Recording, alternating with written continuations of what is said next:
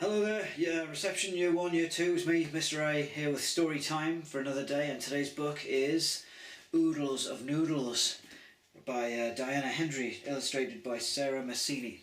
Love this one. Anyways, Oodles of Noodles.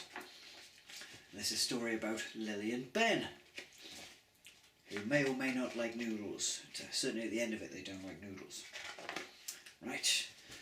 On her birthday, Mrs. Mungo was given a pasta making machine. "Noodles for dinner, noodles for tea, noodles for you and noodles for me," sang Mrs. Mungo.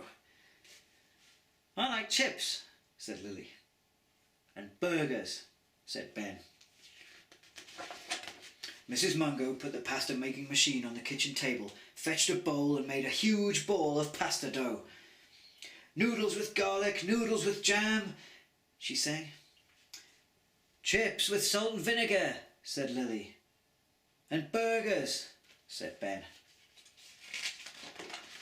When Lily and Ben had gone to school, Mrs. Mungo began rolling out the pasta. It was hard work turning the handle of the machine and rolling the pasta thinner and thinner.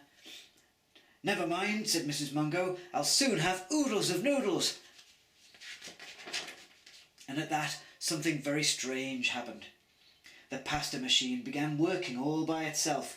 Long, long loops of noodles rolled out of the machine. Very soon Mrs. Mungo was tucked up tight in a noodle sleeping bag. At school there was noodles, onions and peas for lunch. Lily and Ben ate the onions and the peas. At home the pasta machine worked faster and faster. Soon noodles twirled round the banisters, dangled from the shower rail and tied the television up in knots. Mrs. Mungo struggled to free her arms. "Stop, stop," Mrs. Mungo cried to the pasta machine. But it didn't. "There must be a magic word," thought Mrs. Mungo. "Doodle," she shouted. "Poodle, noodle, apple strudel," she shouted. But the pasta machine took no notice. Instead, the noodles slithered under the door and out down the path. Outside the house, noodles wound themselves round the garden gates, wriggled around lampposts and dangled from trees. Very soon everyone in the street came out and began filling their saucepan with noodles. The noodles ran on down the road until they reached the school. The children were in the playground. They thought the noodles were wonderful. They made noodle skipping ropes and noodle hoops, all except Lily and Ben. "Noodles," cried Ben. "Oodles and oodles and oodles of noodles," cried Lily.